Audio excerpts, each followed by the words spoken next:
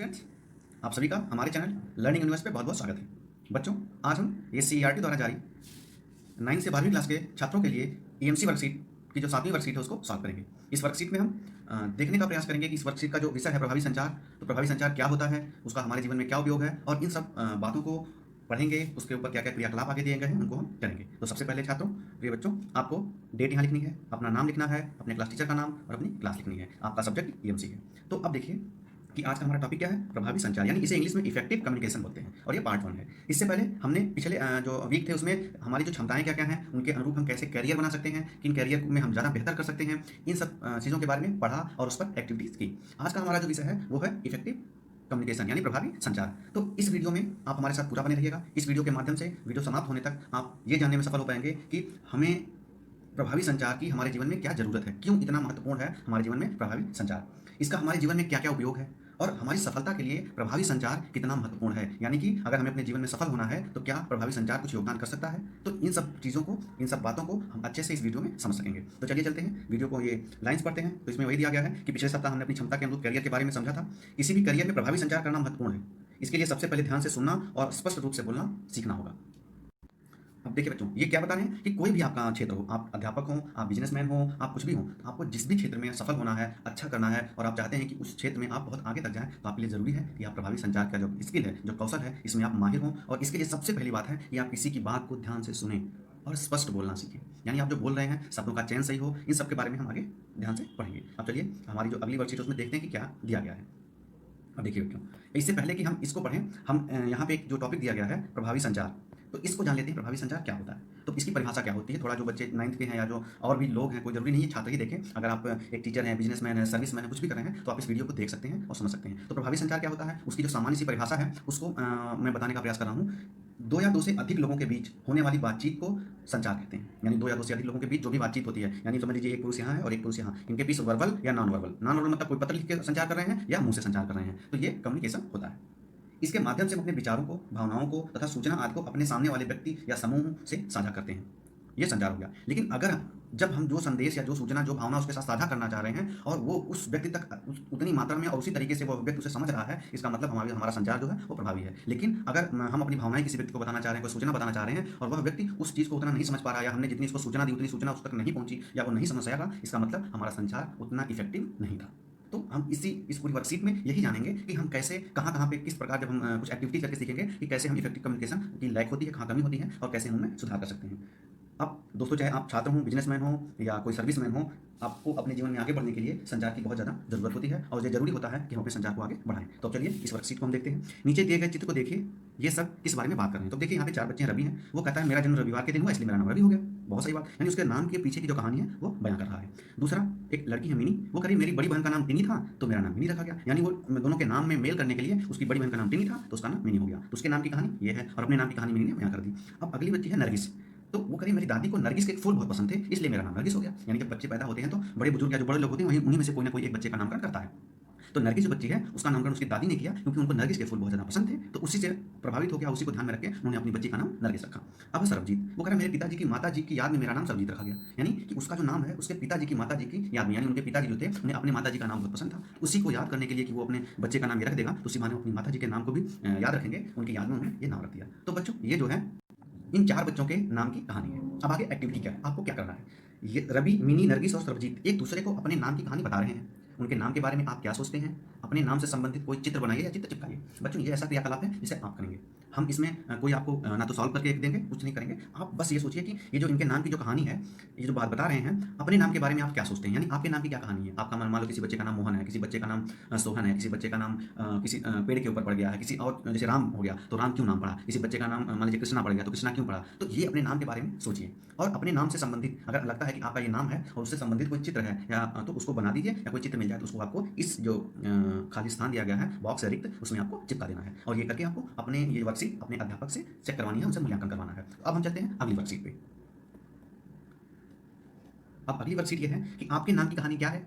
अपने परिवार के सदस्यों से पूछिए, आपने अपने नाम की कहानी जानने के लिए उनसे क्या प्रश्न पूछे, यहाँ लिखिए। अब देखिए बच्चों, अब जैसे उन चारों बच्चों के नाम की छोटी सी कहानी थी, वैसे आपको पता करना है आपके नाम की कहानी क्या है। और ये कैसे पता होगा? आपको अपने परिवार के सदस्यों से पूछना पड़ेगा। आप पूछेंगे तो आप उनसे संचार करेंगे। संचार करने का मतलब आपके सामने 2 लोग 4 लोग परिवार के बैठे होंगे तो आप पूछेंगे कि मेरा नाम क्यों रखा गया? मेरा नाम किसने रखा? किस लिए रखा? किस चीज़ से प्रभावित होकर रखा? अभी मैंने कुछ 1-2 प्रश्न बनाए हैं तो वो मैं आगे की वर्कशीट में आपको दिखाऊँगा। तो यानी आप उनसे प्रश्न पूछेंगे। तो यदि आप अच्छे से प्रश्न पूछ रहे हैं, उनको समझ में आ रहा है तो आपके प्रश्नों का उत्तर देंगे। और जब वो आपके प्रश्नों का उत्तर देंगे और आप उनके द्वारा दिए गए उत्तर को अच्छे से समझ जा रहे हैं, इसका मतलब आपके बीच का जो संचार है वो बहुत प्रभावी है। उस माध्यम से जो वो चीज़ें बता रहे हैं, उन चीज़ों को आपको लिखना है। अगर आप भूल रहे हैं या आपको वो चीज़ें समझ में नहीं आ पा रही हैं, इसका मतलब संचार में कहीं न कहीं कमी है। तो आपको यहाँ लिखना है। अब देखिए मैंने एक बस कुछ एग्जाम्पल टाइप में दिए हैं, कोई ज़रूरी नहीं कि सारे बच्चे यही लिखें। मैंने एक मेरे इस विद्यालय के छात्र से पूछा और उसने ये ऑनलाइन व्हाट्सएप पे ही जवाब दिया, तो मैंने ये लिख लिया। हर बच्चे का अलग-अलग जवाब हो सकता है। तो जैसे उस बच्चे ने क्या, अब आपको अपने नाम की कहानी खुद पूछनी है बच्चों, ये मैं नहीं बताऊँगा, हर बच्चे के नाम की कहानी अलग होगी। तो ये खुद करिए, बहुत ही सरल ये टॉपिक है और सदस्य से अपने परिवार के पूछिए। जैसे मेरा नाम किसने रखा? यह नाम उनको क्यों पसंद आया? मेरे नाम का अर्थ क्या है? मेरे नाम को लेकर कि और कितने अन्य नाम के सुझाव आए थे? यानी सपोज़ कर लिए किसी बच्चे का नाम राम है, तो कोई ज़रूरी नहीं है कि राम ही पहली बार में 2-4 परिवार के सदस्यों ने नहीं राम रखेंगे, कृष्ण रखेंगे, अर्जुन रखेंगे, भीम रखेंगे, युधिष्ठिर रखेंगे, ऐसे कुछ अच्छे-अच्छे नाम आ गए महाभारत से। मान लो धार्मिक लोग रहे होंगे, लक्ष्मण रखेंगे, भरत रखेंगे, हैं? तो ये हो गया। लेकिन उनमें से सबको लगा नहीं, ये जो राम नाम है, ये बहुत अच्छा है। तो क्यों अच्छा है? उनको इसमें क्या अच्छाइयाँ लगी और किसने ये नाम सुझाया था? इस तरह के प्रश्न आप पूछेंगे अपने परिवार वालों से और पूछने के लिए आपने क्या-क्या प्रश्न पूछे, आप इस बॉक्स में लिखेंगे। क्योंकि आप इसका अपनी किताब में ये कॉलम बनाएँगे और कॉपी में सॉरी और लिखेंगे। और लिख के आगे वाली वर्कशीट की तरफ चलते हैं। अब देखिए, यहाँ पे क्या है कि अपने किसी साथी को फ़ोन करके उससे अपने नाम की कहानी बताइए। अब देखिए, आपने तो पूछ लिया, अब अपने किसी साथी को, जो कि आप विद्यालय नहीं आ रहे हैं, तो अपने साथी को फ़ोन करिए और उसको बताइए कि आपके नाम की जो कहानी पीछे आपने लिखी है प्रश्न पूछ के, उसको बताइए। जैसे मिनी ने बताया, टिनी ने बताया, नरगिस ने बताया, सरबजीत ने बताया, तो इसी तरीके से आपको अपने नाम की कहानी बतानी है। अब बताएँगे आप, ये खुद करेंगे। अब देखिए, अब इन प्रश्नों के बारे में सोचकर आपको लिखना है क्या? कि आपने जिस साथी से बात की, उसे ही क्यों चुना? क्या अपने बारे में उसे बताना आसान था और क्यों? अब यहाँ पे हम उस प्रश्न का उत्तर देखेंगे कि जैसे आपका पहला प्रश्न क्या है? आपने जिस साथी से बात की उसे क्यों चुना? और क्या अपने बारे में उसे बताना आसान था या क्यों? तो उसका उत्तर क्या है? मैंने एक बच्चे से पूछा था व्हाट्सएप पे और उसने जो जवाब दिया उसको मैंने अपनी भाषा में यहाँ लिखने का प्रयास किया है। हर बच्चे का अलग-अलग जवाब हो सकता है, हाँ या ना में। तो आपका जो भी जवाब होगा बच्चों, आप उसे लिखेंगे ईमानदारी से। उसमें कोई भी तरीके का बनावट मत रखिएगा। जब आप अपनी बातों को जितनी ईमानदारी से रखेंगे, आपका संचार, आपकी बातें जो बताना चाह रहे हो, वो उतना ही इफेक्टिव प्रभावी होगा। तो उत्तर क्या था? क्योंकि वह मेरा अच्छा मित्र है और एक अच्छा श्रोता है। वह मेरी बातों को समझता है और मैं उससे अपनी बातें बताने में सहज महसूस करता हूँ। तो ये उस छात्र का उत्तर था। भाई अच्छा दोस्त है तो उससे बहुत सारी अपनी बातें शेयर कर लेता है और वह दोस्त उसकी बातों को समझ भी जाता है और उस इसलिए वह उसके साथ अपनी बातें शेयर करने में, संचार करने में, बताने में सहज महसूस होता है। दूसरा प्रश्न है कि यदि यही बात किसी नए साथी को बतानी होती तो क्या उसे अपने नाम की कहानी बताना मुश्किल होता है, आसान क्यों? आप सब कुछ करिए, आपके सामने प्रश्न हो गया। आपने किसी साथी को, अगर नए साथी को बताना होता तो क्या आसान होता या मुश्किल? तो उस छात्र का क्या जवाब था कि अपने नए मित्र को यह बात बतानी मेरे लिए कठिन होती क्योंकि वह मुझे अपनी उतनी आसानी से नहीं समझ पाता और ना ही मैं उतना सहज होता। ज़ाहिर-सी बात है कि नया उसका मित्र है, तो ज़रूरी नहीं कि वो उसकी सारी फीलिंग, सारी बातों को समझे। हो सकता है वो नाम की कहानी का मज़ाक उड़ाने लगे, बच्चा शर्मिंदा हो जाए, फिर उससे कभी भी बात ना करे या उतना सहज महसूस ना कर सके उसको उसके साथ अपनी बातें बताने में, शेयर करने में, इसलिए उसके लिए कठिन था। तो ये दूसरे प्रश्न का। अब आते हैं तीसरे प्रश्न पर। अपने बारे में बात करना आसान नहीं होता, पर यदि ईमानदारी से अपनी बात रखी जाए तो सुनने वाला व्यक्ति ध्यान से बात सुनता है। क्या आपको लगता है यह बात ठीक है? क्यों या क्यों नहीं? देखिए छात्रों, ये प्रश्न है कि अक्सर हम अपने बारे में जब बातें करते हैं तो कई सारी सूचनाएँ, कई सारे तथ्य को छुपा लेते हैं। लेकिन कहा जा रहा है कि अगर हम अपने बारे में ईमानदारी से बात करते हैं तो सुनने वाला व्यक्ति ध्यान से सुनता है।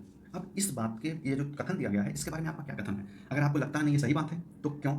सही नहीं है तो क्यों नहीं? आपको इसका यहाँ पे उत्तर देना है। इसका उत्तर मैं नहीं दूँगा। हर बच्चा अपने हिसाब से, अगर किसी बच्चे को लगता नहीं ईमानदारी से कहने पे उसके लिए आसान नहीं होता और उसकी बातें नहीं समझी जाती तो वो उसका उत्तर देगा। किसको लगता नहीं आसान होता और बातें अच्छे से समझ में आती तो उसका उत्तर देगा। तो आपको इसके उत्तर देने हैं। अब अगली वर्कशीट पे चलते हैं।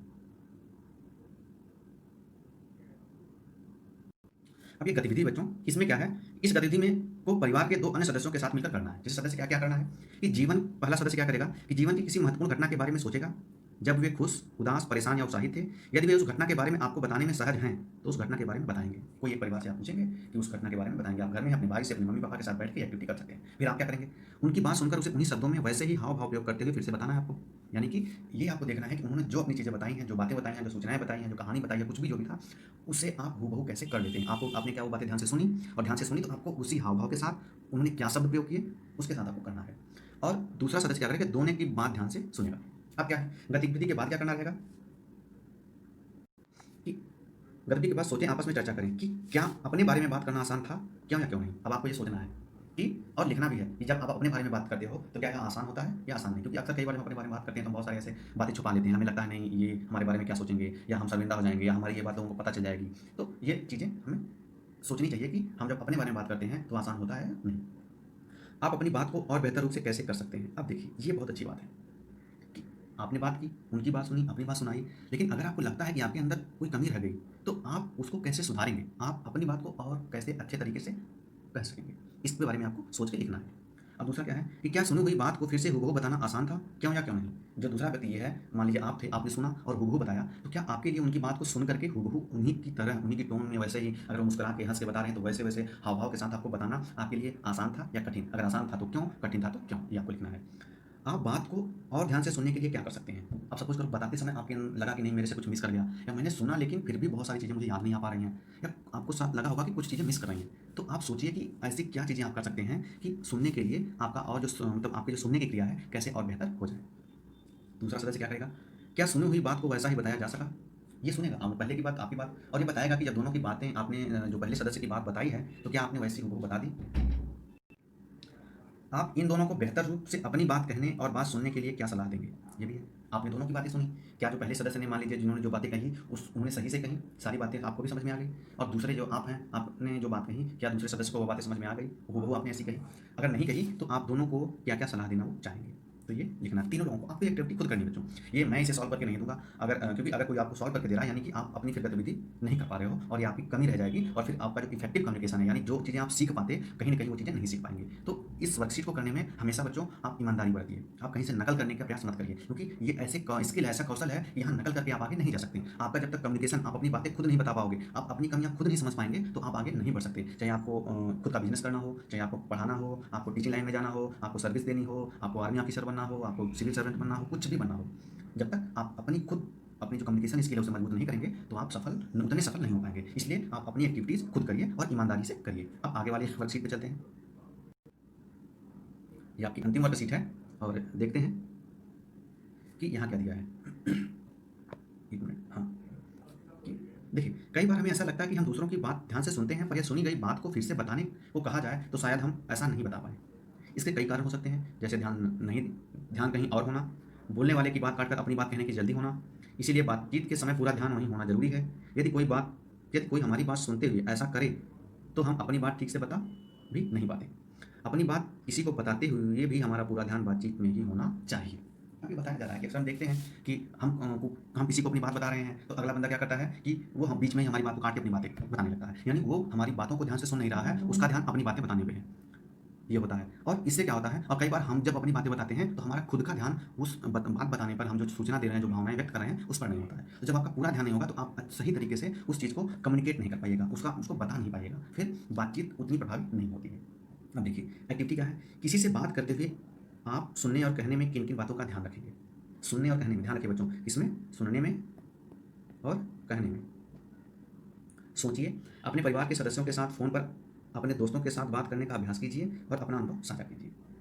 यानी कि आप किसी से बात करते हैं, तो बात करते हुए सुनने और कहने में किन किन बातों का आप ध्यान रखना चाहिए, और इसको करने के लिए अपने किसी परिवार के सदस्य से या किसी मित्र से फ़ोन पर बातें करिए और उसका अभ्यास कीजिए और अपने अनुभव को साझा कीजिए। तो अब बच्चों, कुछ ऐसी चीज़ें बेसिक होती हैं जिन्हें हमें किसी दूसरे के साथ, अपने मित्र या दूसरों के साथ कम्युनिकेट करते समय, यानी संचार करते समय, क्या करते समय? संचार करते समय ध्यान रखना चाहिए। क्या रखना चाहिए? ध्यान। तो वो बातें क्या हैं, मैं उसको आपको एक इफेक्टिव तरीके से और सही तरीके से बता रहा हूँ। पहला क्या होता है कि इसे प्रभावी संचार के तत्व कहा जाता है। यानी किसी की बात को सुनने के लिए क्या होना चाहिए कि सामने वाले की बात को पूरा सुनना। आप इसे लिख भी सकते हैं और अपने जीवन में हमेशा के लिए उपयोग कर सकते हैं। किसी की बात को पूरा सुनना और ध्यान से सुनना, यानी बीच में टोका-टोकी नहीं कि आप तुरंत रिप्लाई कर रहे हैं। जब आप तुरंत रिप्लाई करने लगोगे, तो आपका ध्यान आप उसकी बातों को, अपनी बातों को बताने में लगेगा, उसकी बातों को सुनने में नहीं। तो फिर आपका संचार जो है प्रभावी नहीं रहेगा। दूसरी चीज़ है, और आपको क्या करना है कि अगर आप बता रहे हैं किसी को अपनी बात, तो उसके लिए आपके लिए ज़रूरी है कि भाषा आपकी सरल और शब्द स्पष्ट हो, यानी सरल भाषा का प्रयोग करें। यानी कि कोई ऐसा व्यक्ति है जिसे बहुत कठिन हिंदी नहीं आती, और आप उसके साथ कठिन हिंदी में बात कर रहे हैं, तो वो संचार सफल नहीं हो पाएगा। तो आप उनके हिसाब से सरल भाषा और स्पष्ट शब्दों का प्रयोग करें।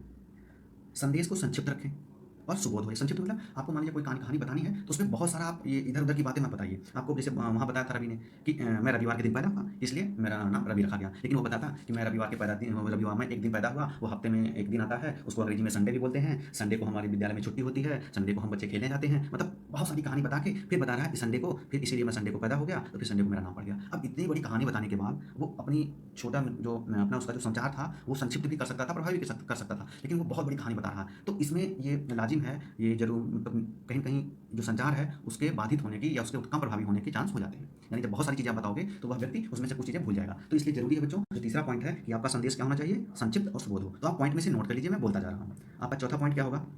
कौन सा? चौथा, कि आवाज़ स्पष्ट हो। क्या हो? आपकी जो आवाज़ यानी वॉइस जो हो वो स्पष्ट हो। यानी कि आप जिससे जो शब्द बोल रहे हैं तेज़ आवाज़ में बोलिए, ताकि वो जो बाधा हो बीच की, मान लीजिए थोड़ा शोरगुल हो, तो वो आवाज़ वहाँ तक पहुँच जाए और आप जिन जिन शब्दों का प्रयोग कर रहे हैं वो सब स्पष्ट रूप से उस व्यक्ति तक पहुँच जाएँ और वह उसे समझ ले। आपका पाँचवां, चेहरे के हाव-भाव एवं बॉडी लैंग्वेज सही हो। यानी आप जब भी किसी से बात करें तो आप कम्युनिकेशन के साथ-साथ अपने जो बॉडी लैंग्वेज है, चेहरे के हाव-भाव, वो भी उसके हिसाब से हों। यानी कि आप जैसे मान लीजिए कि आप कोई प्रसन्नता वाली बातें कर रहे हैं, तो ऐसा नहीं कि रोते हुए बताइए, या तो अगले व्यक्ति का ना उस आपके रोने पे या उस चीज़ पे ध्यान चला जाएगा, तो वो आपकी जो खुशी वाली बातें हैं शायद उस पे ध्यान ना दे पाए। तो यानी कि आपका जो विषय हो, विषय के अनुकूल आपके हाव-भाव हों और बॉडी लैंग्वेज हो। छठा जो आपका है, छठा पॉइंट क्या है कि अलग-अलग तरह के लोगों से बात करने की आदत डालिए। जैसे ये कह रहे हैं कि अपने परिवार के सदस्य, दोस्त हैं, तो ऐसे कई लोगों से बात करिए, पापा से करिए, भाई से करिए, पापा के किसी दोस्त से करिए, अपने दोस्त से करिए, अपने अध्यापक से करिए, समझ गए? तो उससे क्या होगा कि आप हर व्यक्ति से बात करेंगे तो कुछ नई-नई चीज़ें सीखेंगे कि उनके साथ कम्युनिकेशन करने में हमको कितना अच्छा लगता है। इसी तरीके कई सारे बच्चे कुछ लोगों के साथ ज़्यादा बात करते हैं, छोटे बच्चे होते हैं, क्योंकि वो उनकी बातों को जल्दी समझ जाते हैं और वो उन लोगों की, उन बच्चों को बातें बहुत अच्छी समझ में आती हैं। कुछ बच्चे होते हैं, कुछ 1-2 अध्यापक के प्रति ज़्यादा आकर्षित होते हैं, कहते हैं उनकी सर मेरे फेवरेट है। क्यों? क्योंकि वो सर उस बच्चे की फीलिंग्स को, उसकी भावनाओं को अच्छे से समझते हैं और वो बच्चा भी वो चीज़ें जो बड़े प्यार से आप उस बच्चे की समझ जो है उसके हिसाब से संचार करते हैं और वो बच्चा भी उनकी बातों को समझ जाता है। तो इसीलिए उस बच्चे या अध्यापक के बीच जो संचार होता है इतना अच्छा हो जाता है कि वो जो अध्यापक है उस बच्चे का फेवरेट अध्यापक हो जाता है। ये हो गया। अब आपका सातवां पॉइंट होता है एम्पैथी, बोलते हैं बेटा इसको। एम्पैथी यानी समानुभूति बोलते हैं इसको हिंदी में। एक होती है सहानुभूति, यानी कि दूसरों की भावना के साथ, जैसे किसी के मान लीजिए कुछ चोरी हो गई तो हमने कहा कोई बात नहीं यार, फिर से आ जाएगा। लेकिन समानुभूति ये होता है कि किसी की चोरी हो गई तो उस व्यक्ति की फीलिंग्स क्या है, वैसी ही फीलिंग्स को समझना, उस फीलिंग्स को समझ जाना। तो यानी कि जब आप अपने सामने वाले की, जिसके साथ संचार कर रहे हो, उसकी फीलिंग, उसकी भावनाओं को अच्छे से समझोगे तो आप और अच्छा संप्रेषण कर सकोगे और अच्छा अपनी संचार बातों को कह सकोगे। ये बहुत ज़रूरी है। और आठवां है शब्दों का चयन। आठवां क्या है? शब्दों का चयन। शब्दों का चयन यानी आप जिस विषय पे बोल रहे हैं, बता रहे हैं, जिसके साथ बता रहे हैं, तो आपके शब्द सही होने चाहिए, उस विषय के अनुकूल होने चाहिए। यानी आप विद्यालय में अपने अध्यापक से बात कर रहे हैं तो आप अपने घर वाली बातें या गाँव वाली लैंग्वेज वाली बातें वो नहीं करेंगे। आप हिंदी विषय की बात कर रहे हैं तो हिंदी विषय का जो टॉपिक पढ़ रहे हैं उस विषय से संबंधित शब्दों का चयन करेंगे। समझ गए बच्चों? तो शब्दों का चयन जरूरी है, क्योंकि शब्द बहुत प्रभावी होते हैं। कुछ ऐसे शब्द होते हैं ना, वो उनसे इतना प्रभावी अगला व्यक्ति हो जाता है और आपका जो संचार है वो पूरा सफल हो जाता है। और लास्ट है समय समय पर फीडबैक। समय समय पर क्या? फीडबैक।